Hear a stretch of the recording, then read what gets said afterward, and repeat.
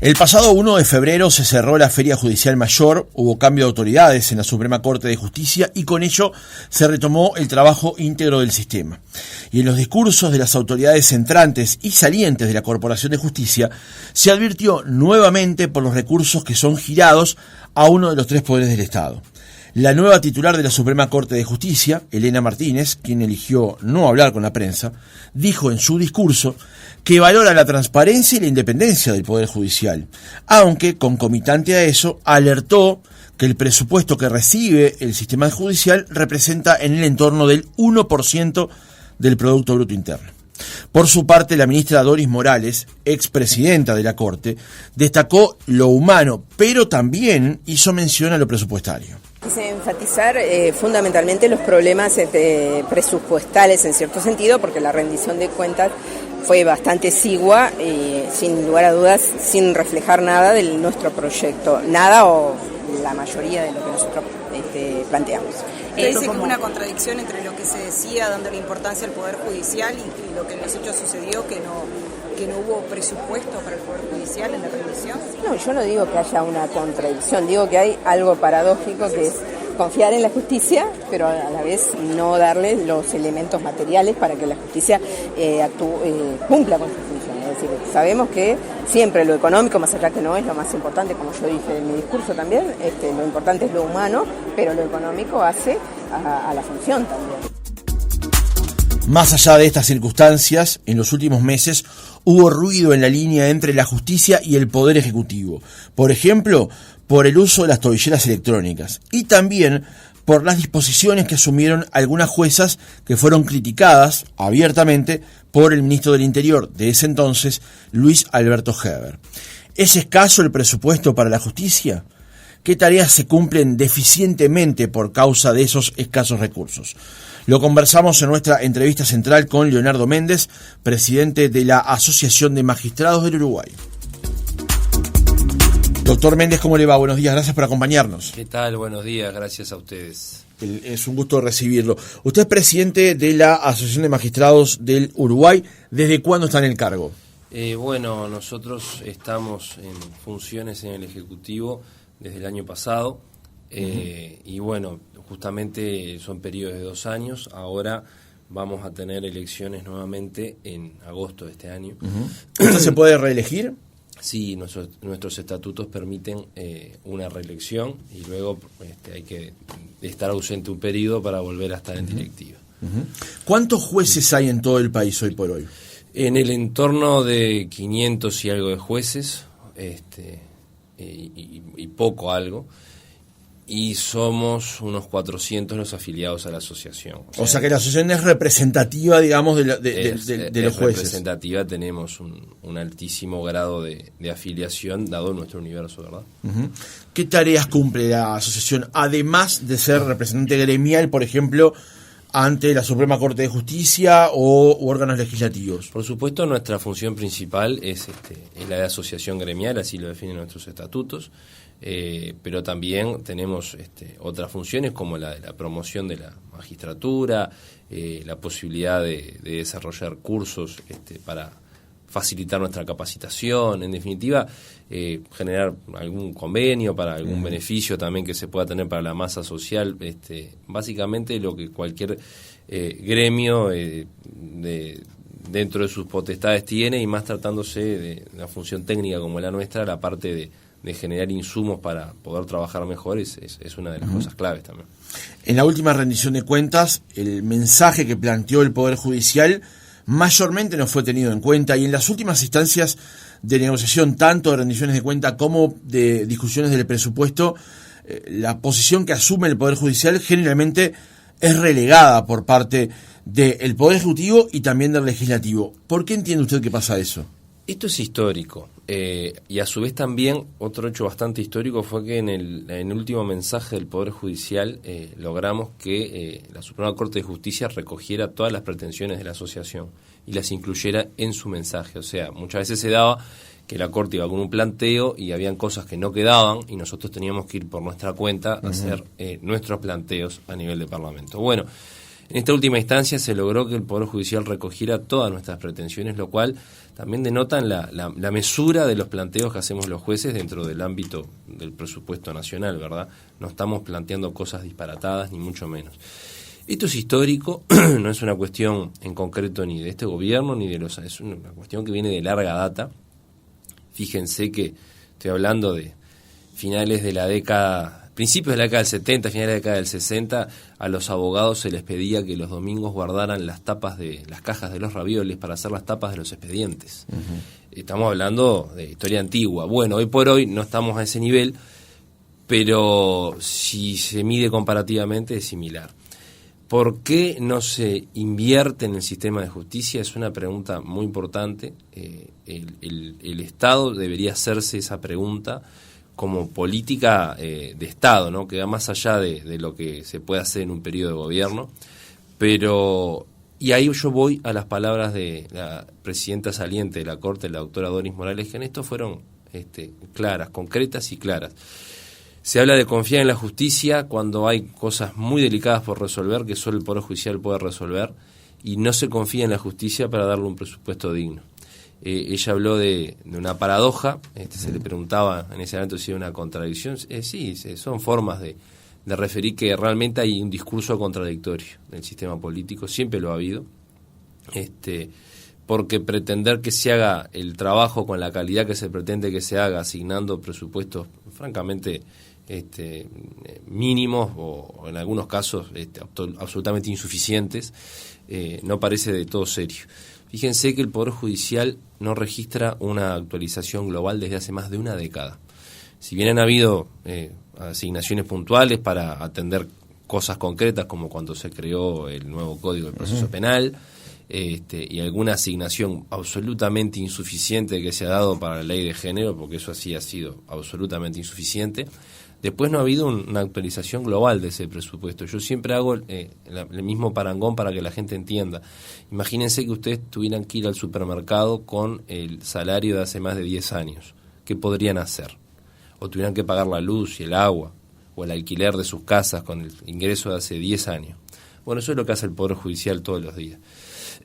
Siempre acostumbrados históricamente a manejar presupuestos muy bajos, se tiene ingenio y se van sacando las cosas adelante. El asunto es que el ingenio tiene un límite y las necesidades que tiene hoy la sociedad en relación al servicio de justicia son muy superiores que décadas atrás, y que no tantas décadas atrás. 20 años atrás el usuario promedio del sistema de justicia no era el número que es hoy, porque la conflictividad social ha aumentado, porque se ha tendido sistemáticamente, eso lleva a que se judicialicen más los conflictos entre las personas, y no ha habido un incremento del presupuesto acorde al incremento de la necesidad del servicio por parte de la población, servicio esencial. Permítame ir por partes, doctor. Usted hablaba recién de que, salvo para cosas concretas, no han recibido refuerzos presupuestales. Y justamente sobre eso estuve averiguando en las últimas horas, y ahí siempre hay un debate, que es, si el Parlamento le dice a la Corporación de Justicia, bueno, le vamos a dar 10 pesos, pero estos 10 pesos tienen que estar para presupuestar tal acción o tal ejecución. Y ahí entra el debate de la autonomía que tiene el Poder Judicial de decir, vos me das estos 10 pesos y yo veo cómo los distribuyo. Eso, por ejemplo, ha pasado con el tema de los juzgados de género y con otras cuestiones que se han debatido en esta administración. ¿Qué posición tienen ustedes con respecto a eso? Bien, allí hay información que es correcta y a su vez por parte de este caso de algunos actores del Poder Legislativo incorrecta a la vez. Es cierto que el Poder Judicial tiene una autonomía parcial de su presupuesto. ¿Qué significa? Lo proyecta, lo solicita, pero ¿se lo da o no se lo da el Poder Legislativo? Luego, con lo que le asignan, sí, el Poder Judicial tiene la libertad de distribuirlo como le parezca. El asunto es que ha sido tan exiguo lo que se ha asignado que el Poder no es cierto que el Poder Judicial pueda asignarlo a otras cosas. No se dio presupuesto para la ley de género. Lo dijo la presidenta saliente en su discurso. Fue absolutamente insuficiente. O sea, no es que se dio un dinero y el Poder Judicial lo usó para otra cosa. El Poder Judicial administra bien. La sociedad tiene que tener la tranquilidad que el Poder Judicial administra bien. Si no administrara bien, no habríamos podido funcionar hace mucho, porque se trabaja siempre por debajo de lo necesario. y aparte, cuando se asignan partidas presupuestales destinadas a determinadas funciones, si bien el Poder Judicial podría usarlas para otra cosa, pero nuestro Poder Judicial es serio, y cuando se ha dado dinero para la implementación de los juzgados penales con la reforma del proceso penal, se usó para eso. Y cuando se dieron los magrísimos rubros que se dieron para las cuestiones de género, se usaron para eso, no se usaron para otra cosa. De hecho, el Poder Judicial hace cosas como solicitar comodatos a las intendencias de viviendas para poder instalar juzgados y no pagar alquileres, cosas de un ingenio de manejo de los fondos públicos que yo quisiera saber si el resto del sistema público hace los malabares que hace el Poder Judicial para poder funcionar. Tal vez esta pregunta no sea para usted, pero del 100% de lo que recibe el Poder Judicial, ¿cuánto se distribuye en salarios y cuánto se distribuye en gastos de funcionamiento? Porque allí, por lo que pude averiguar, también hay, como se dice habitualmente, un cangrejo abajo de la piedra. No, en puridad, en este caso y en el Poder Judicial, es muy accesible para la población entrar al portal y ver todos esos datos, porque el Poder Judicial en ese aspecto tiene mucha transparencia. No, yo no diría que hubiera ninguna sorpresa en ese aspecto. La mayoría del presupuesto es para salarios, naturalmente, porque lo que el Poder Judicial desarrolla es una tarea eminentemente técnica, intelectual. A diferencia de si fuera otro tipo de organismo que requiere inversiones para infraestructura y todo lo demás, ¿no? O sea que no es sorpresa que la mayoría absoluta del presupuesto del Poder Judicial sean salarios. De todas formas, yo no tengo ahora claro qué es para una cosa y qué es para otra, no te podría dar un número porque te estaría faltando la verdad, no lo tengo presente, concreto, pero hay rezago en ambas cosas, tanto en lo presupuestal como en lo salarial.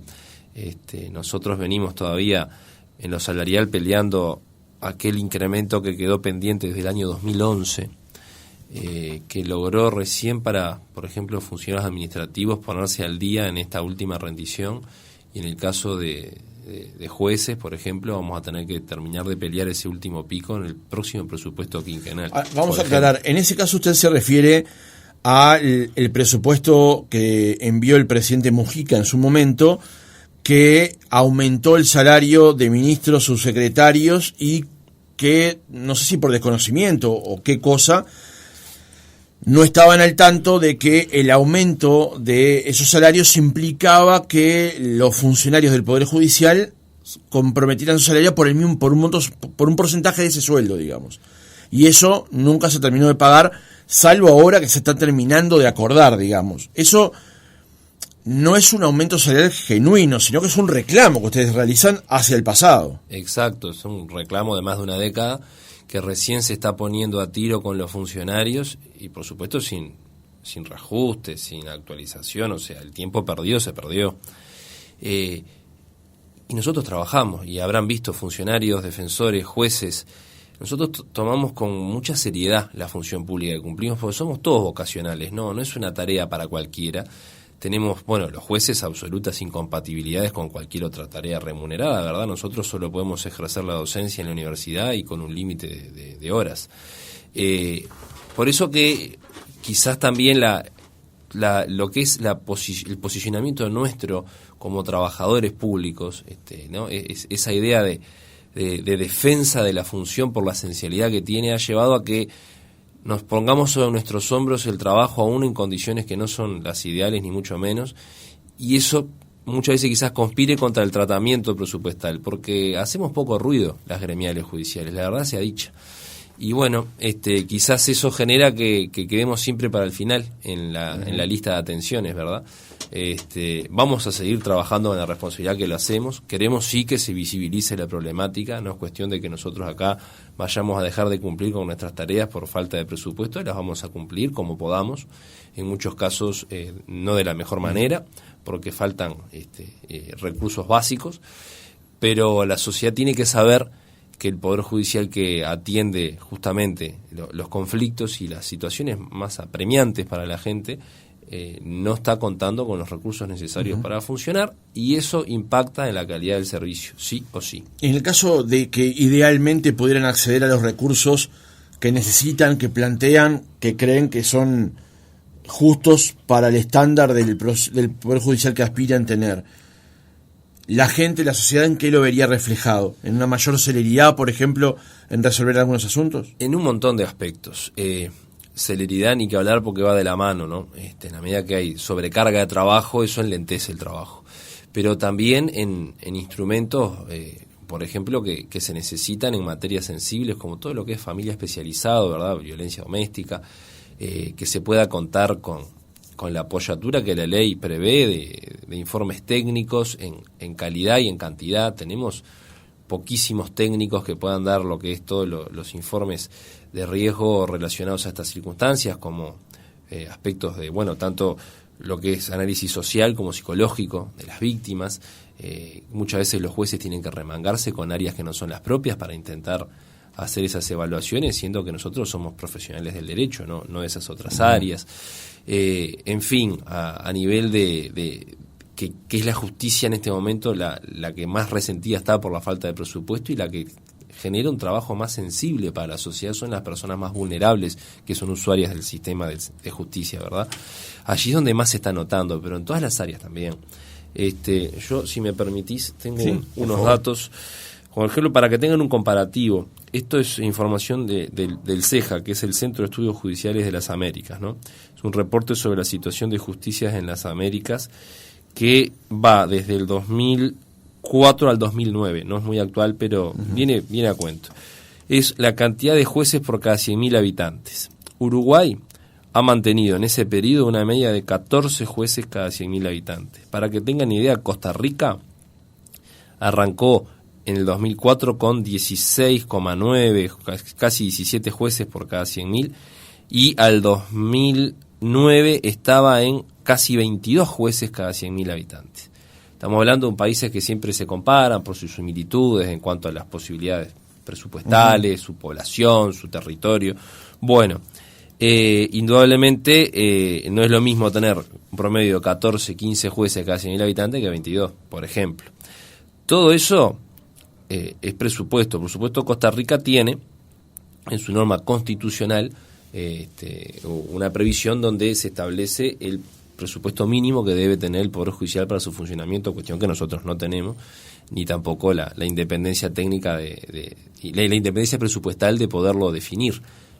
¿Sería un ideal que eso existiera en Uruguay? ¿Un mecanismo por el cual el Poder Judicial accediera siempre a un presupuesto base expresado en un porcentaje del producto, en un porcentaje de la aspiración presupuestal del gobierno? Yo creo que sí, porque sería la garantía que estaría faltando de la independencia. Es uno de los poderes del Estado. Fíjense que... Pero igual se destaca que la independencia no está sojuzgada por la falta de recursos. Por supuesto que no hay una afectación directa de la independencia, porque nosotros en nuestro trabajo lo hacemos con absoluta libertad, pero termina afectándose la independencia del poder como tal.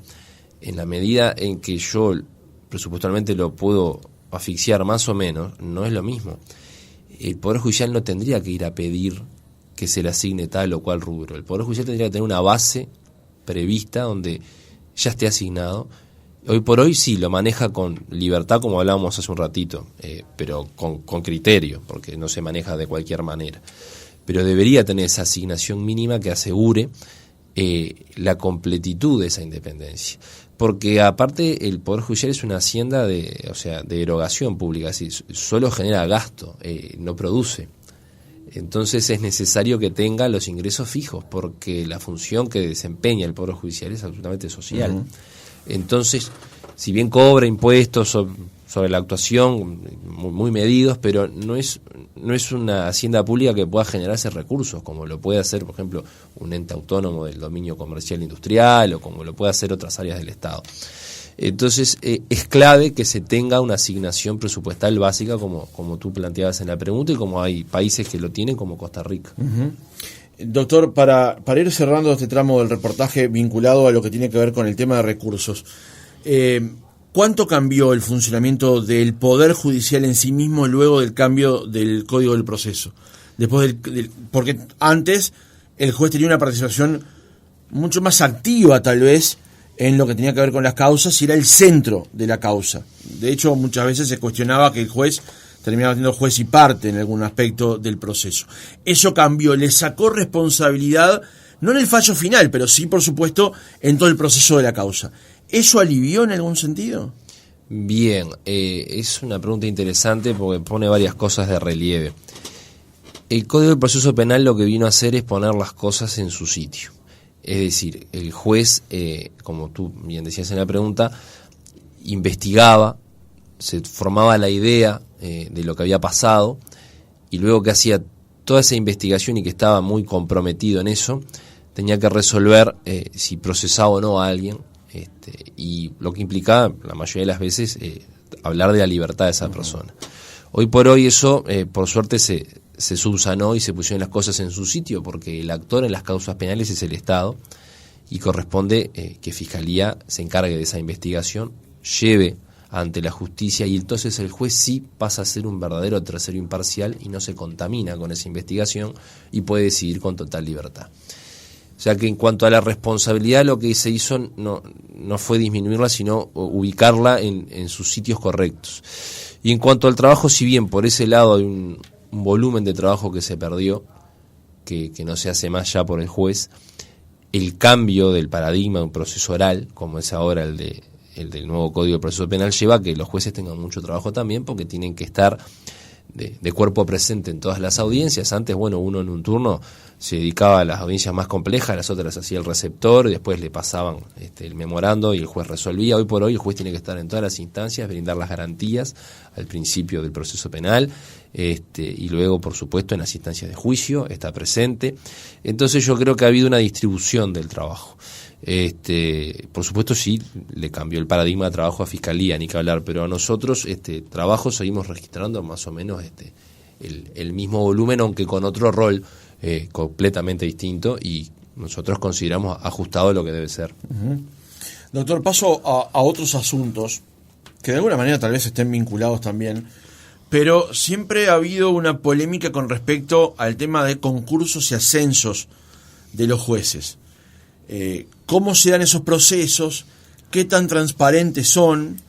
¿Cómo se da el proceso por el cual un juez comienza en el centro donde se termina formando y luego puede llegar a instancias aquí en Montevideo que termina siendo como una especie de premio para los jueces en algunos casos al final de su carrera o parte de ello?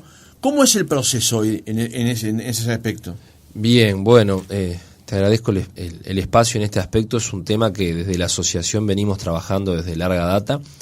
Es una de las reivindicaciones claves de nuestra asociación gremial, todo este proceso de la carrera judicial. Nosotros en marzo del año pasado presentamos una denuncia ante la Comisión Interamericana de Derechos Humanos justamente por el tema de la carrera judicial.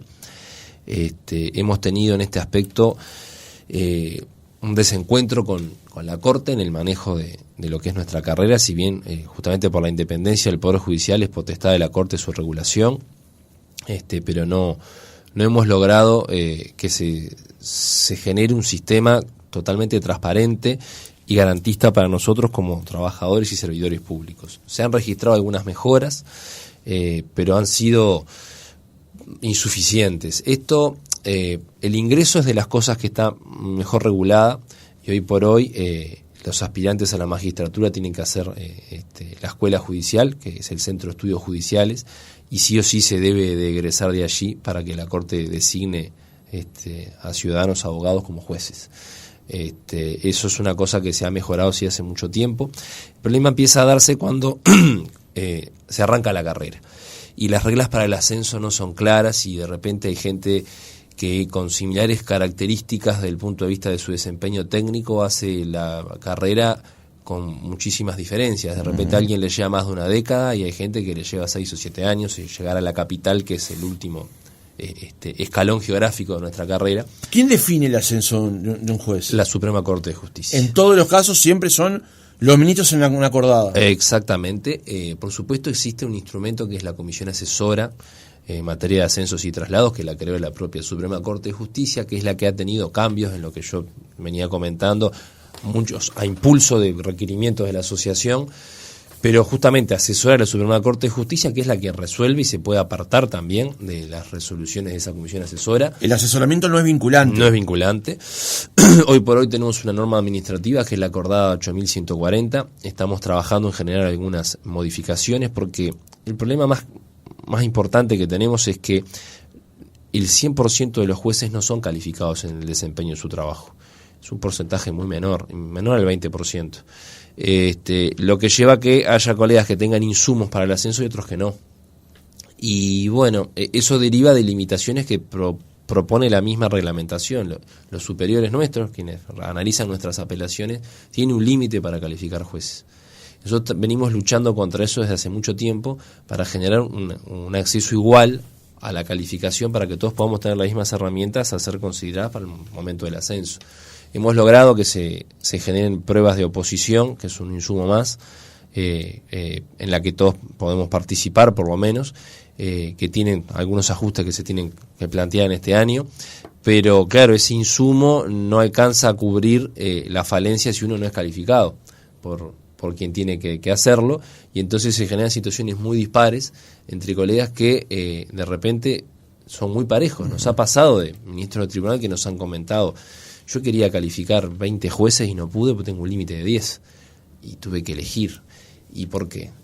Lo lógico es que, como cualquier funcionario público dentro de la propia Administración de Justicia, todos tengamos nuestra calificación, que nos permitiría a su vez ver nuestras fortalezas y nuestras debilidades para poder mejorar en ellas y tener una situación de mayor igualdad al momento del ascenso, y no que termine siendo muchas veces una decisión que nosotros a veces no comprendemos. Porque, hoy hay discrecionalidad en el ascenso de los jueces. Y sigue habiendo. Justamente la Corte ha intentado disminuirlo, pero termina al final del día abriendo mucha discrecionalidad, porque justamente no estamos todos en igualdad de condiciones para ser considerados, y eso provoca inequidades sistemáticamente. Incluso la lista tiene un orden luego de las personas que reunieron las mayores condiciones, y si bien hay un orden de prelación, tampoco se respeta. Muchas veces se nombra al primero, al segundo, después al 11º, y el tercero quedó esperando. Situaciones que cuando uno pregunta, la administración entiende que es lo mejor para las necesidades del servicio, pero no quedan claras las reglas. Doctor, ¿ascenso es igual más salario? Sí, si bien no es una gran diferencia, pero cada escalón de la carrera va teniendo un 10% de aumento en el salario. Es una pirámide bastante chata, pero sí, ascenso implica mejorar el salario. ¿Ascenso también implica cambio de sede? Generalmente sí, a veces algo que se transforme la sede y justo pase. A veces se da en los juzgados más chicos que el pueblo o villa se transforma por ley en ciudad, y entonces usted asciende en la misma sede, porque la ley por la cantidad de habitantes generó, pero si no, en general es un cambio de sede. La pregunta que le quería hacer, y le hacía esas dos, porque dado la falta de acuerdo que implica muchas veces que los políticos no se pongan de acuerdo para nombrar a un ministro de la Corte, termina ascendiendo el ministro más viejo del Tribunal de Apelaciones, digamos, un sistema que funciona como no hay acuerdo aquí, se va por este camino. Ahora, esos ministros pasaron por esa misma discrecionalidad a la hora de ascender. ¿Por qué los ministros que integran la Corte, que en su mayoría son elegidos por el propio sistema, no le resuelven esta discrecionalidad o esta cosa vidriosa que hay en el ascenso de sus propios pares? Es una pregunta muy interesante la que tú planteas, y no logramos entender cuál es el motivo por el cual no se terminan de generar las condiciones. Las posibilidades estamos trabajando en eso. De hecho, tuvimos un buen acercamiento sobre estos aspectos con la presidenta saliente sobre fines del año pasado, con la doctora Doris Morales. Sí, una nota en búsqueda de estos días que justamente hace mención a ese encuentro. Sí, en lo que le planteamos las necesidades ahora, habiendo visto funcionar este sistema por primera vez, donde habría que ajustar, y bueno, ella se mostró abierta a que planteáramos algunas posibilidades de mejora. Por supuesto, esto lo resuelve el Pleno, ¿no? Son 5 voluntades para resolver estas cuestiones. Estamos trabajando en ello, se lo vamos a presentar a la presidenta actual, a la doctora Martínez, a ver si podemos lograr destrabar una situación que no tiene razón de ser, porque es la pregunta que tú haces, la misma que no tiene respuesta. ¿Cuál es el motivo de generar esa discrecionalidad cuando, pudiendo dar mayores garantías y sin desmedro de las potestades de la Corte constitucionalmente asignadas, se quitaría un velo de oscuridad que muchas veces no hace bien al sistema ni a nosotros como trabajadores absolutamente vocacionales. Para nosotros el ascenso va más allá de esa diferencia del salario, es nuestra realización, es lo que hacemos con total entrega. No es un trabajo cualquiera, es importante transmitir eso. Entonces, está el factor económico también y el factor de... Por supuesto que incide. Crecer en la carrera que quiere desempeñar también. Pero ¿no? Para nosotros ese otro factor es más importante, si se quiere, que el económico, amén de lo que importa el desarraigo. No es lo mismo alguien de Montevideo que tiene que estar 15 años deambulando por el interior que alguien que está 6 o 7. Uh-huh. Eso también importa mucho porque afecta mucho a nuestras familias, ¿verdad? El sistema de trabajo. Pero para nosotros la realización en la carrera es clave porque es lo que reafirma que estamos haciendo las cosas bien. Por supuesto, si no las estamos haciendo bien, no nos tienen que ascender, uh-huh. Estamos de acuerdo. Pero hay muchos colegas que están haciendo bien su trabajo y que se ven relegados y no entienden por qué. Y un sistema que genere las mayores garantías, que es lo que venimos reclamando, sería clave. Nosotros incluso tenemos una declaración de conflicto adoptada por la Asamblea del año 2021 que está vigente.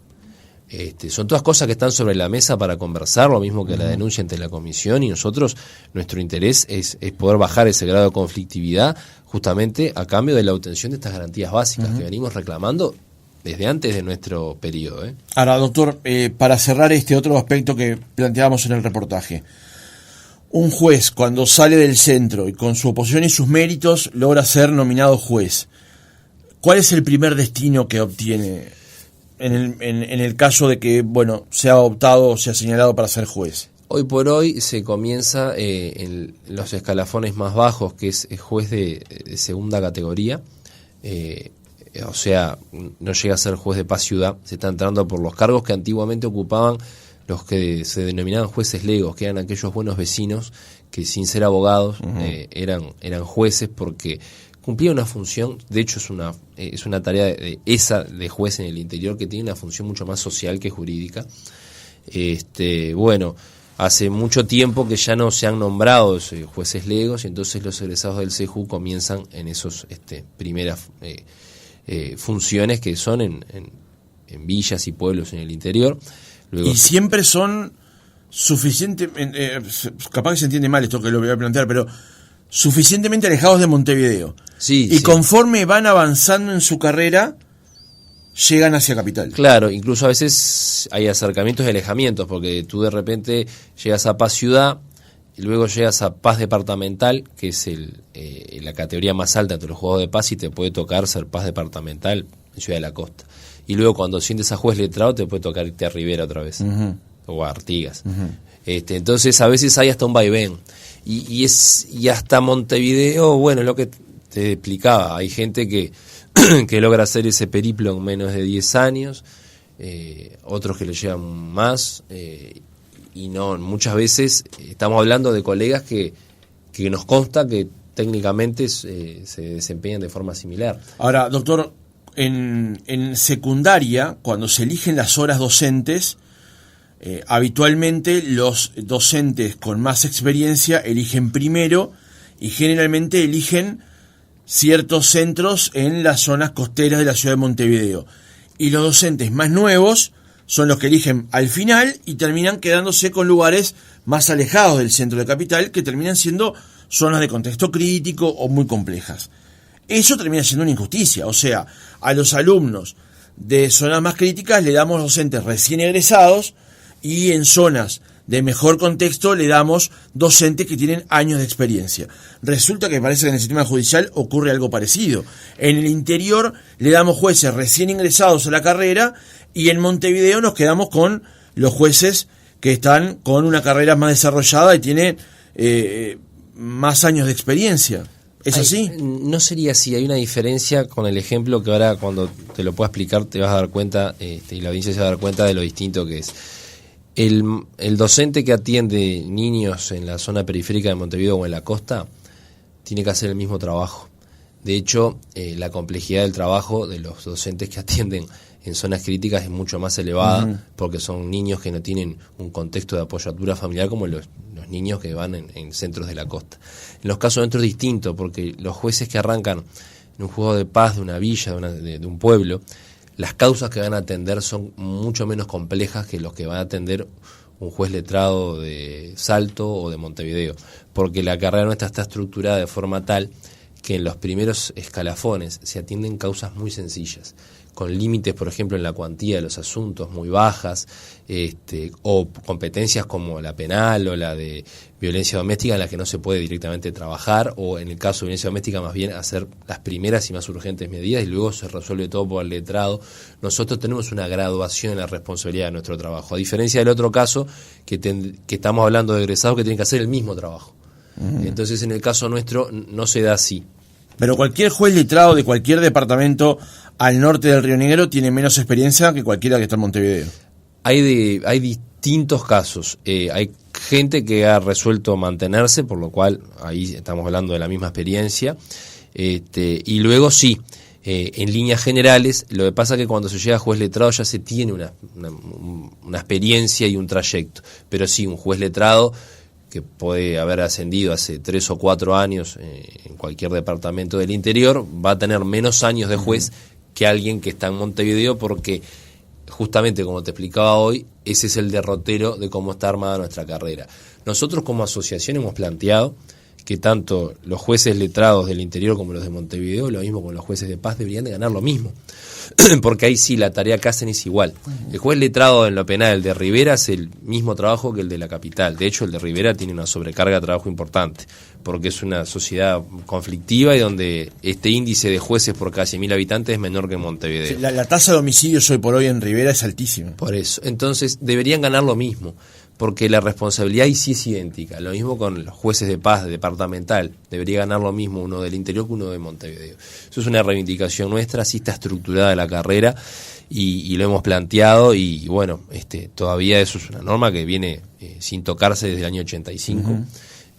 Pero lo cierto es que la forma de nuestro trabajo lleva a que cuando llegamos a juez letrado, que es el juez que realiza la tarea más pesada, se tenga experiencia. Por supuesto, el paso de los años va a ir generando más y más experiencia, y cuando se llega a Montevideo, por lo general, ya se tiene un volumen de experiencia mayor, y se entiende que en la capital, por la complejidad incluso, suelen haber trabajos más difíciles de realizar. Aunque, como bien explicábamos ahora, hay ciudades del interior que han tenido un nivel de complejidad en su sociedad que lleva a que haya trabajo muy difícil también. Brevemente, ¿un juez letrado entonces en Rivera gana menos que un juez letrado en Montevideo? Sí, un 10% menos. Bien. Doctor, decíamos más temprano en la introducción que más allá de estos problemas ha habido ruidos entre el Poder Judicial y el Poder Ejecutivo, sobre todo en el año pasado, cuando el ministro del Interior, Luis Alberto Heber, señaló en particular a 2 juezas que son de crimen organizado, de esa rama tan compleja de por sí, de la rama judicial, por haber tomado medidas que tenían que involucraban a delincuentes vinculados al mundo del narcotráfico. Ahí ustedes llamaron la atención justamente al ministro, al Poder Ejecutivo en general, por estas manifestaciones. También se supo luego que justamente estas juezas habitualmente tienen cierto grado de rotación en los cargos para que no estén tanto tiempo manejando estas causas, y en estos casos en particular no ha habido tal rotación. ¿Cómo analiza hoy el tema del vínculo entre el Poder Ejecutivo y el Poder Judicial, teniendo en cuenta justamente estos antecedentes?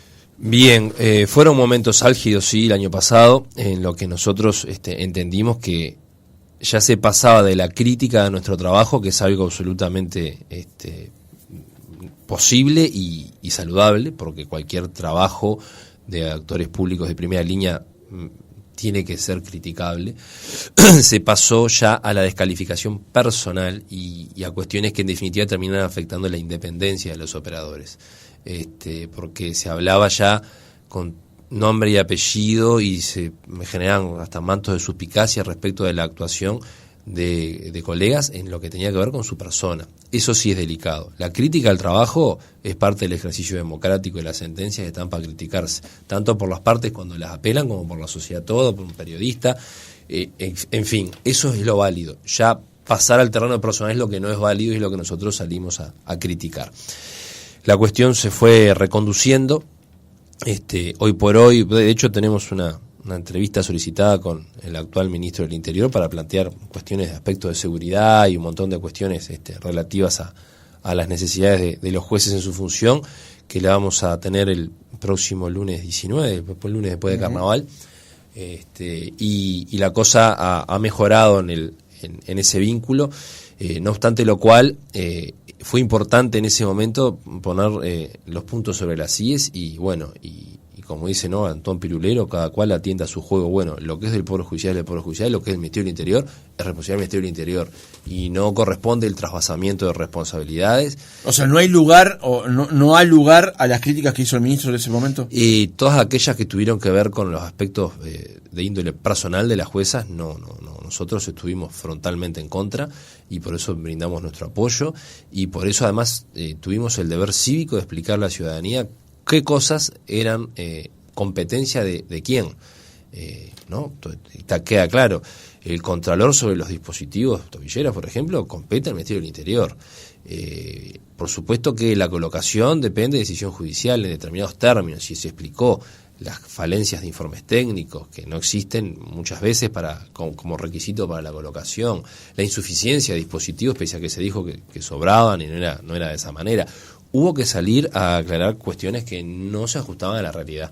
Y es nuestro deber como asociación gremial y para con la ciudadanía generar información veraz y que no entremos en esa cultura de pasar el fardo, ¿verdad? Eso no hace bien al Estado de Derecho.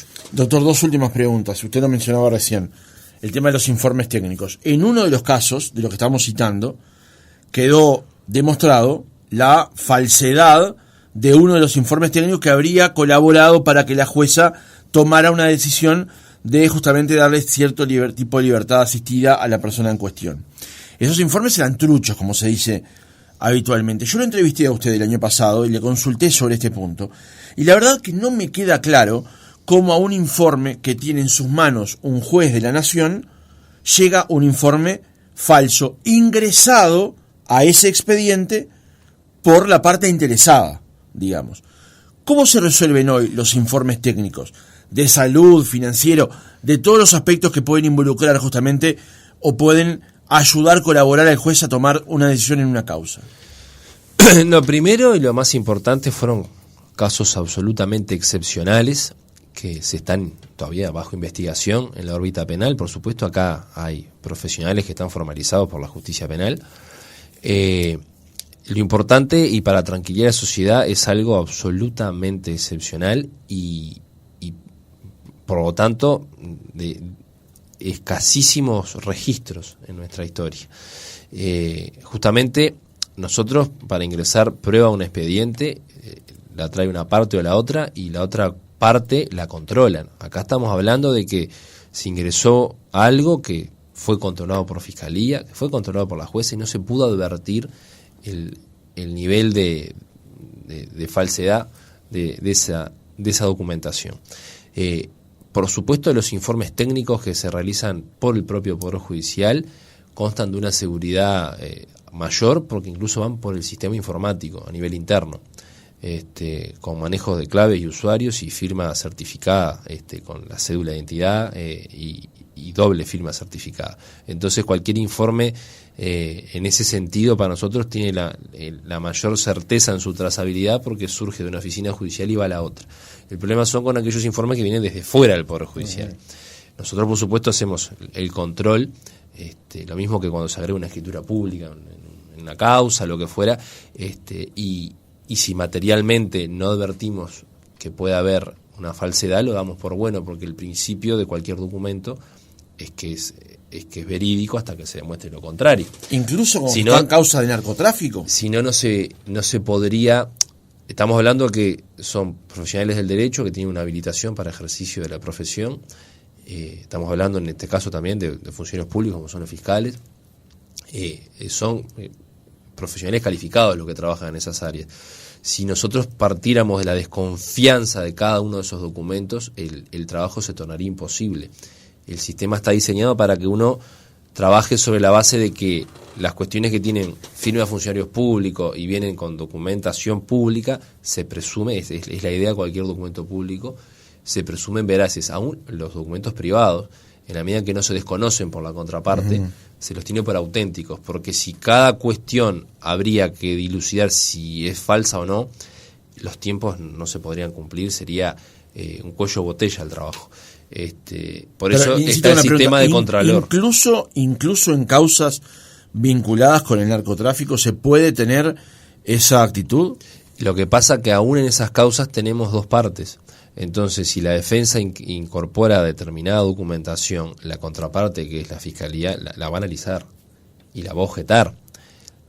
Lo que pasa en este caso, la fiscal del caso Ferrero lo objetó. En este caso, no es que objetó la autenticidad. No la autenticidad, sino el resultado. No estaba de acuerdo con eso. Exacto. Pero no advirtió que fuera apócrifa. Nadie lo advirtió, ¿verdad? Entonces, justamente, es tanto las potestades de las partes decir tal o cual prueba es apócrifa, y lo que se llaman los incidentes de tacha de falsedad ideológica o material, eso se puede plantear en cualquier proceso. En este caso nadie lo planteó, porque ese filtro lo pasó. Lo que había era una discrepancia con lo que se certificaba en el sentido de el beneficio que se le iba a otorgar a esa persona privada de libertad.